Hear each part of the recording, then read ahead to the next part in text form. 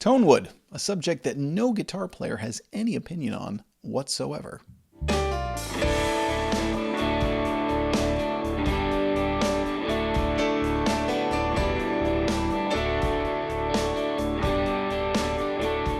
What's up, everyone? I'm Jack Fossett. Welcome to the channel and welcome to Real Guitar Talk. This is a series where I try and tackle some controversial or hot button issues that I think are important to guitar players nowadays that I don't see talked about in a very open or honest way. Today I want to talk about tonewood, which is always been a thing in guitar, but I think lately it's sort of reared its ugly head in debate form of people discussing how much or little, if any, effect it has on guitar construction and your tone. I do want to be clear from the start, I'm talking about electric guitars today, because obviously, you know, the material of the wood that you use on acoustic guitar makes a dramatic difference to your tone. But how much of a difference does it make on an electric guitar? You have people for years saying like, oh, it makes a huge difference, and this wood makes this kind of sound, and that wood makes that kind of sound. And now you're seeing a backlash of a lot of people citing scientific studies saying that no, wood does not make any difference whatsoever on your tone. It's really entirely the pickups that, the material of wood doesn't affect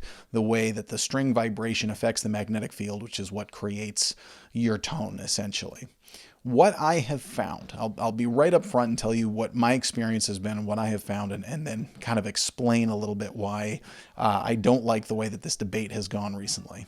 I have found that yes, wood does make a difference. It makes a small difference, smaller than we probably like to admit. And it doesn't make a difference in the way that some of the big companies have used to sell higher end bits of wood. Now, I would, in that kind of regard, just very quickly mention, I don't think there's anything wrong with liking a guitar that is a high quality piece of wood. It's just like liking a kitchen table that's, or a desk that's made of some like great hardwood or something. It's just nice craftsmanship and nice material. And it's okay to appreciate the finer things in life. You know, it doesn't make you better or worse than anyone. That's something that we've talked about a lot on this channel. But you know, if you have the money for it, because if you just say, you know, like, well, any guitar is the same, it's like, also remember, you're kind of putting down luthiers when you say that. You know, people who really devote a lot to their craft to make a beautiful thing. And just saying like, you know, well, my, you know, a piece of cardboard with pickups in it sounds just as good. It's like, that's kind of like saying, you know, well, I can do my work on, you know, this particle board desk that I bought at Walmart, the same as I can do my work on that fine crafted. You understand what I'm saying there? It's just, you can substitute whatever analogy you like. But my point is that, yeah, it is okay to just like something that's made at a high level. It's okay to appreciate craftsmanship.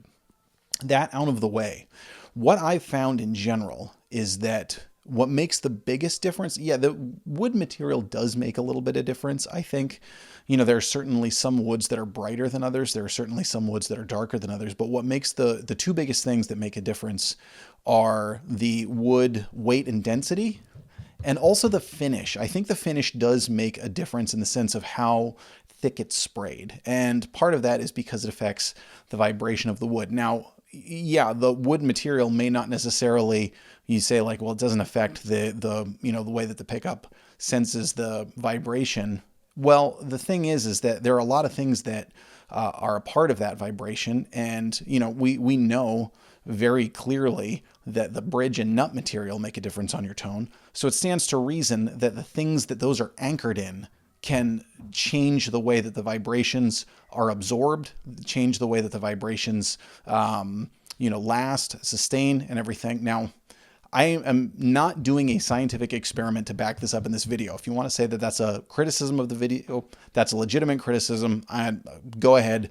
This is a talk video. It's not an experiment video. I know there have been experiment videos and other experiments that have suggested both sides, that wood makes a difference, that wood doesn't make a difference.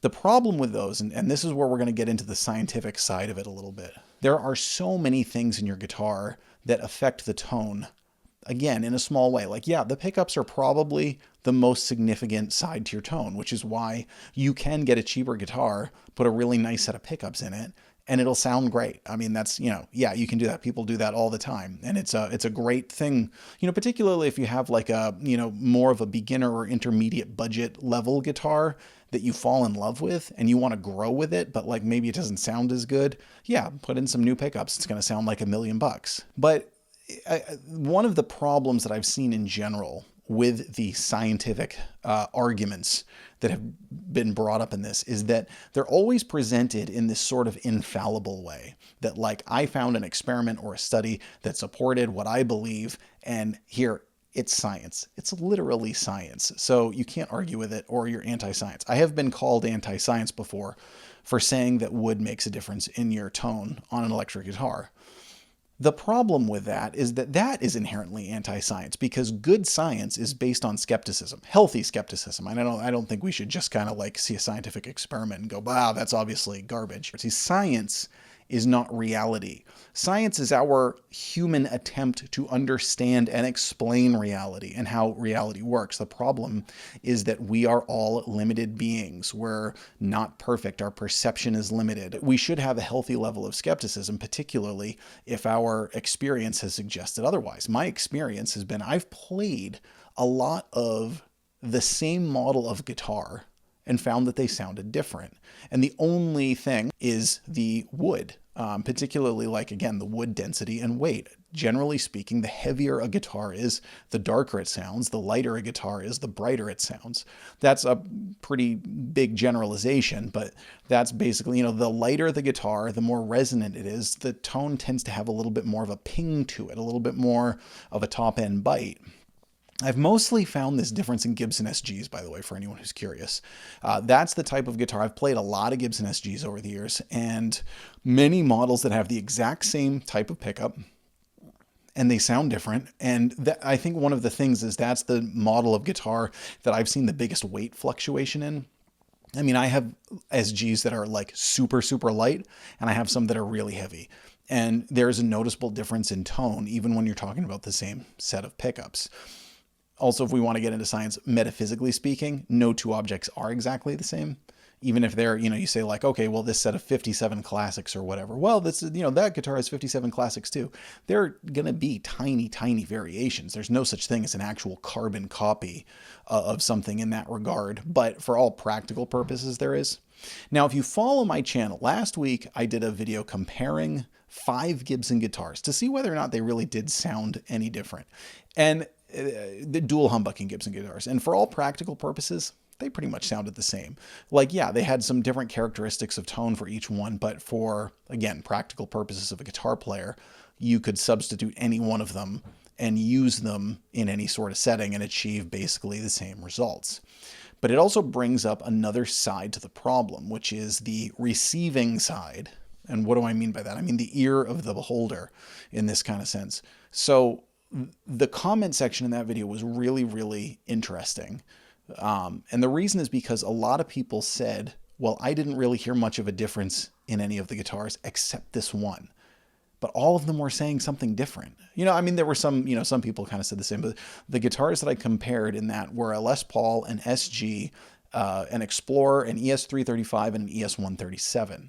And I got a lot, there were a fair number of comments saying that the SG was brighter and twangier. Fair number of comments saying that the Explorer was the one that stood out. A lot of people said that the ES335 was the one that sounded the most different. Some the ES137. Ironically, I think the one that, and it may be because it was the first guitar, kind of the anchor of the video, but the one that people didn't really mention as sounding much different was the Les Paul. It could just be that, again, that's sort of the Gibson that they are comparing all other Gibsons to.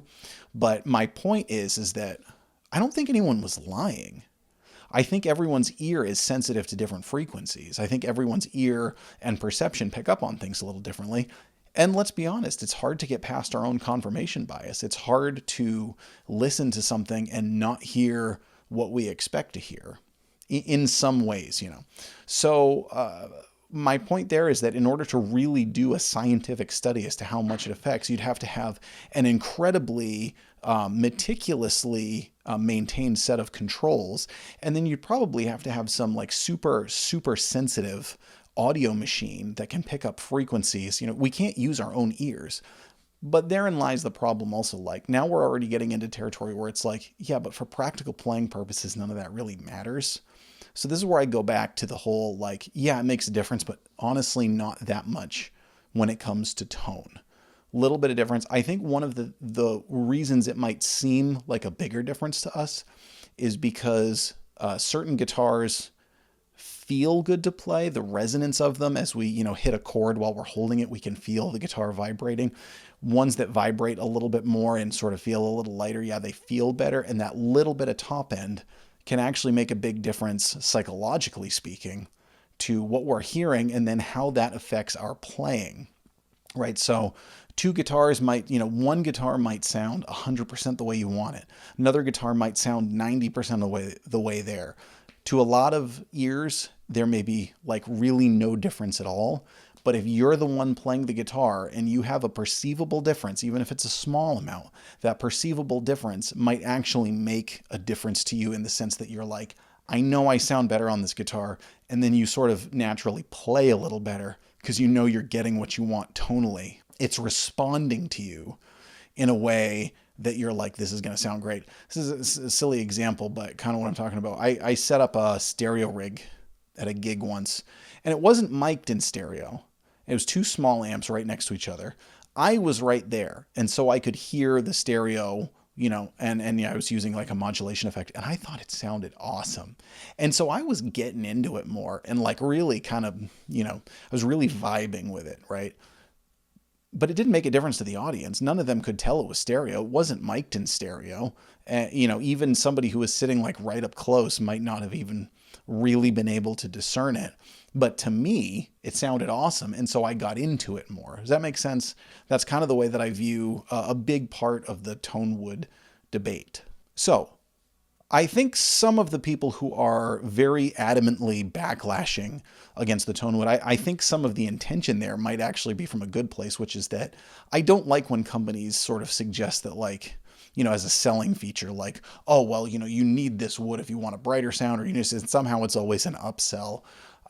Again, I don't think there's a problem with appreciating finer craftsmanship. I think that's actually a good thing. I think that's something that we should get back to. But to say that you can't get a good sound without something that's super high end, I don't agree with that. And, you get collectors who will kind of, thumb their noses and say that, well, this is better because it's got this kind of piece of wood, or, oh, you can really hear the resonance in that type of piece of wood. And you're like, maybe not as much as they're sort of liking to boast. So I think there's some reality on both sides of it, but I definitely don't think it makes no difference at all. So that's what I have to say about this. Please let us know in the comments. What do you think? Do you think that tonewood makes a huge difference? Do you think I'm wrong? And that's a totally fair thing to say. Again, obviously I didn't back this up with any sort of experiment, but part of it is because of all the things that I just laid out. I know even if I did an experiment with, those totally controlled, that different people are going to hear different things because our ears are tuned so differently. So that I want to focus on this more in a practical way. When push comes to shove, yes, still, you need to go out and get a guitar that feels good, that sounds good. Be sensitive to those little differences, but don't be totally locked into them in a way where you can't break out of it. What do you think? I'm Jack Fossett. Please remember to like, share, and subscribe. We'll see you next time.